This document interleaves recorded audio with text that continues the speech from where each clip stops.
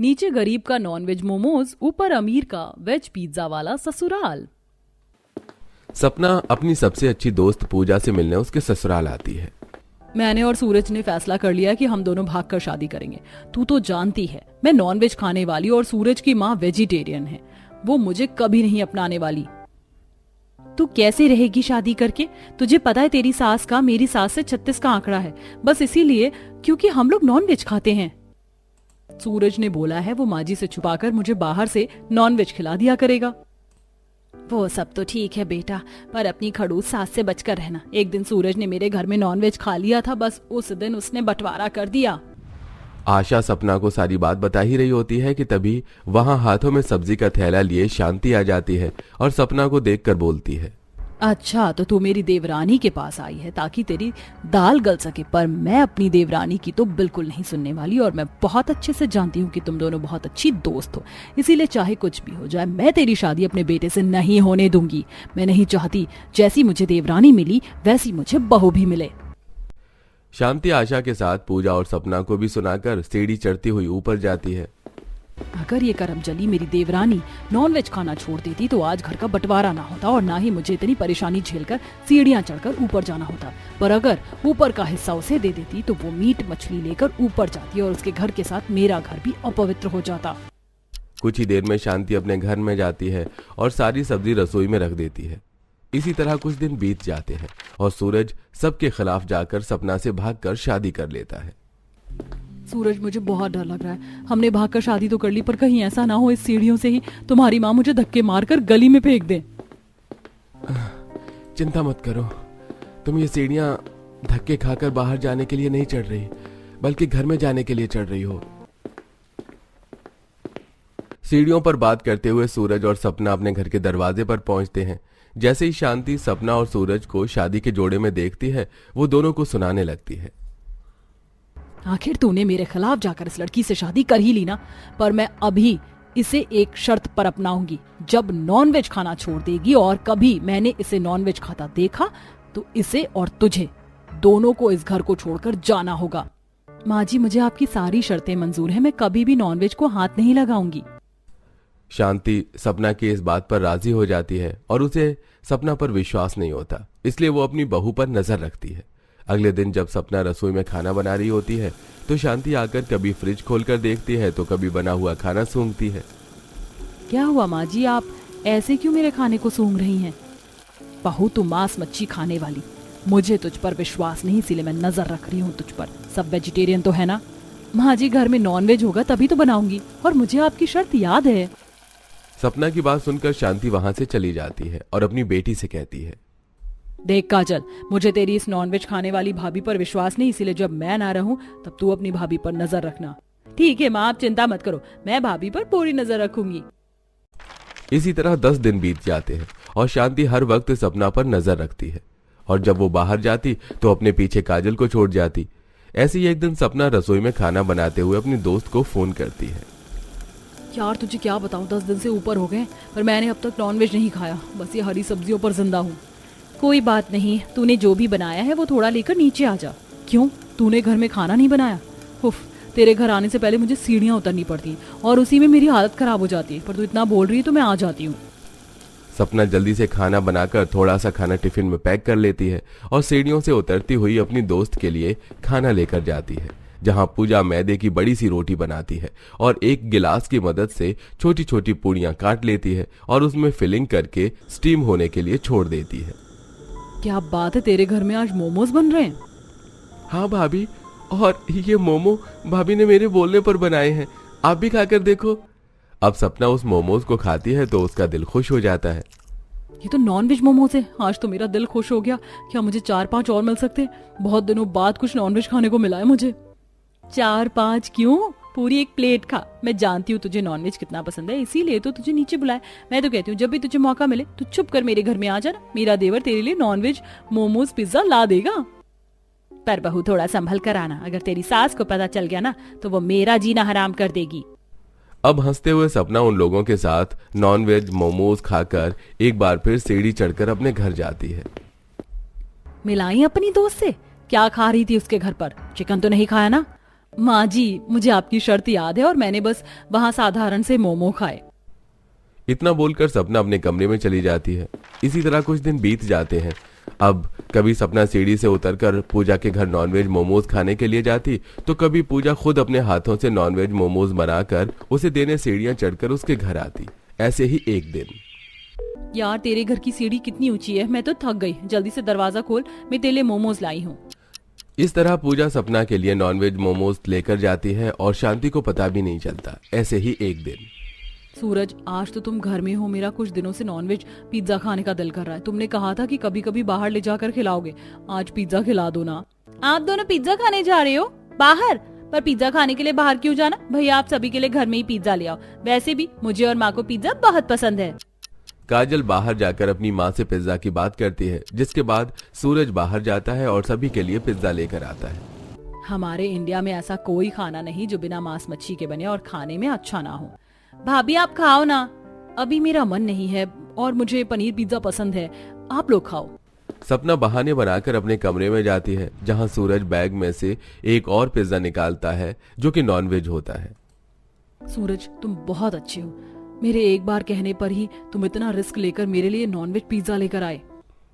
सपना को खुश देखकर सूरज भी काफी खुश होता है।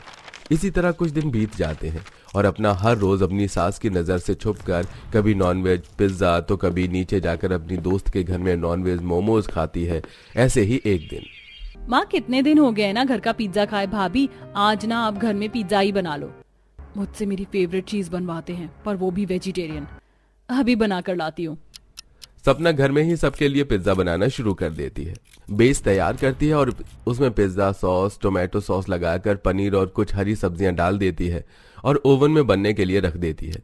कुछ ही देर में पूरा परिवार बड़े ही चाव से पिज्जा खाता है और सपना बहाने बनाकर सूरज के साथ सीढ़ियों से उतरते हुए नीचे आती है, जहां दिवाकर सभी के लिए नॉनवेज मोमोज लाता है। ये लो भाभी, आपके फेवरेट मोमोज। पूजा, एक तेरा देवर है जो तेरी सारी बात मानता है और एक मेरी ननद है जो मेरी सास बनकर बैठी रहती है। सपना सूरज के साथ मोमो खाकर फिर से ऊपर जाती है। इसी तरह कुछ दिन बीत जाते हैं और एक दिन सूरज 3 नॉनवेज पिज्जा लेकर आता है। 3 नॉनवेज पिज्जा, पर नॉनवेज तो इस घर में सिर्फ मैं खाती हूँ। भाभी आप अकेली नहीं हो, मैं और भैया भी खाते हैं। हमने आपको कभी इसीलिए नहीं बताया क्योंकि हम डरते थे कभी माँ से लड़ाई हो और आपने उन्हें सच बता दिया तो। पर अब और छुपके नहीं खाया जाता, मैं और भैया तो बाहर जाते हैं और खा लेते हैं, पर आप तो घर में तड़प कर रह जाती होंगी, इसीलिए अब से आपका सीक्रेट मेरा सीक्रेट और मेरा सीक्रेट आपका। चिंता मत करो, तेरी भाभी किसी को नहीं बताएगी। इतना बोलकर हंसते हुए वो नॉनवेज पिज्जा खाने लगते हैं, पर शांति सब कुछ दरवाजे के पीछे से सुन लेती है और वो दरवाजा खोलकर बोलती है, बहू तो मुझे कुछ भी नहीं बताएगी, पर मैं भी तुम्हारी माँ हूँ। मैं जानती हूँ तुम्हें ये मांस मछली खाना तुम्हारी उस चाची ने सिखाया है। उसके इसी मांस मछली खाने के चलते मैंने घर का बंटवारा किया और फिर भी उसने मेरे बच्चों को नॉनवेज खाना सिखा दिया। गुस्से में शांति नीचे जाती है और अपनी देवरानी से लड़ने लगती है। दीदी, अगर बच्चों ने खा लिया तो क्या गुनाह कर दिया, वैसे भी नॉनवेज खाना शरीर के लिए अच्छा होता है। पर मुझे तो ये समझ नहीं आ रहा, नॉनवेज के चलते आपने मुझसे तो बंटवारा कर लिया, पर अपने बच्चों से कैसे करोगी?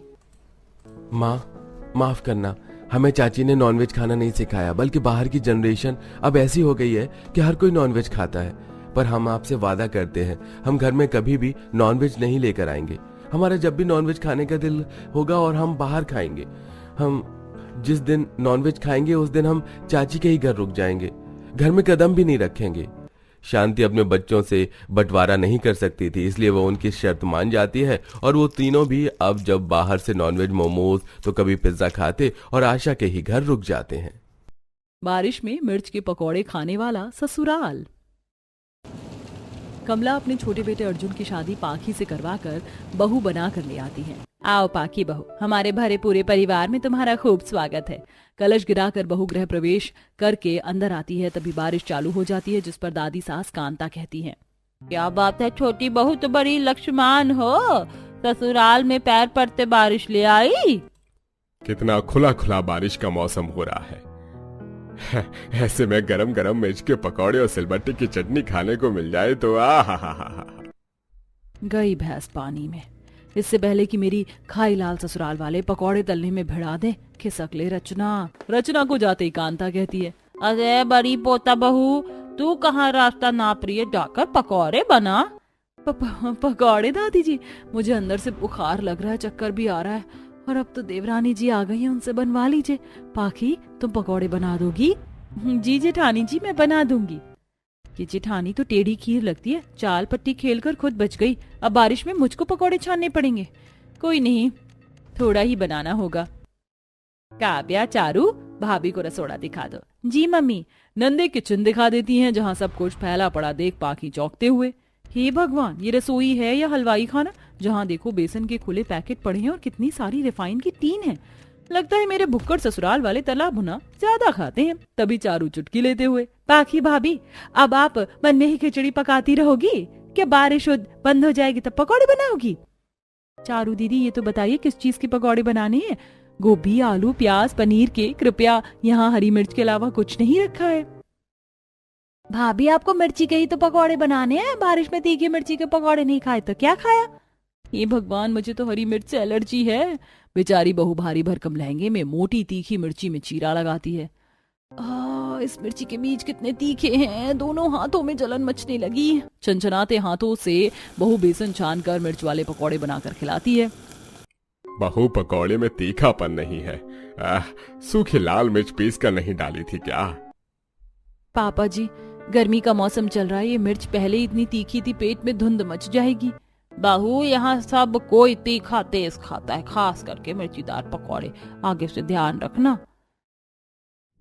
जी दादी, मेरे ससुराल वाले इतनी तीखी मिर्ची के पकौड़े कैसे गपगप खा रहे हैं, मुझे तो दस्त लग जाए, एक खा लूं तो। इसी तरह बहू का अगला दिन चालू होता है। मुझे तो कुछ भी समझ भी नहीं आ रहा है खाने में क्या बनाऊं। 36 तरह की चीज घूम रही है दिमाग में, सबके लिए सोयाबीन चाप और कढ़ाई पनीर पूरी चावल बना लेती हूँ, काफी होगा। तभी ससुर पति बोरी भर कर हरी मिर्च उठा कर ले आते हैं। हाय राम, आज तो सब्जी मंडी में खूब कीचड़ कीचड़ मचा पड़ा था। तभी बोरी भरकर हरी मिर्च देखकर पाकी हक्की बक्की हो जाती है।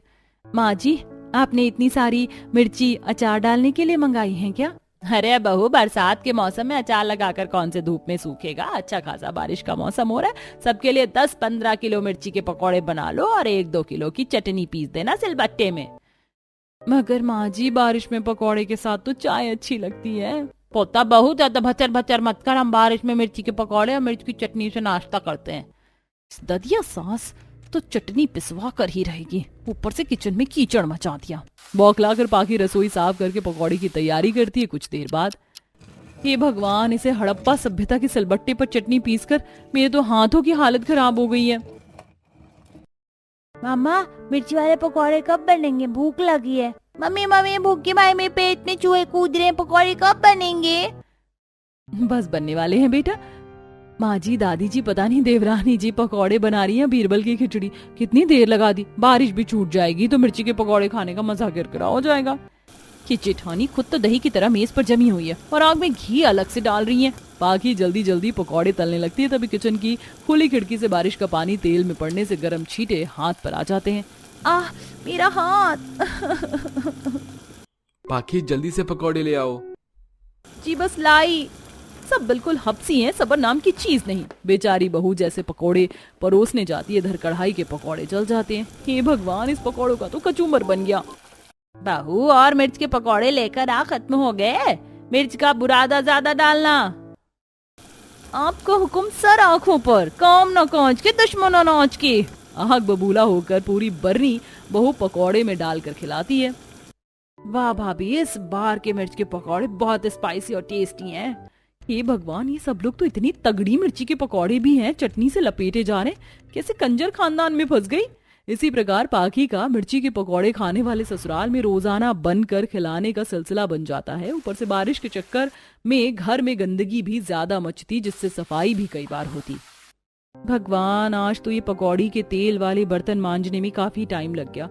अब थोड़ी देर जाकर कमर सीधी कर लेते हैं। बेचारी बहू जैसे किचन से निकलती है, दोनों नंदे कॉलेज से बारिश में भीगी आकर कीचड़ वाले सैंडल छपा देती हैं।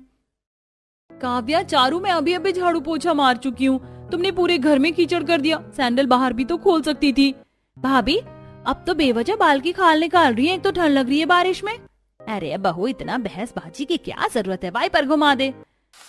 अच्छी खासी वांट लगा कर रखी है सबने।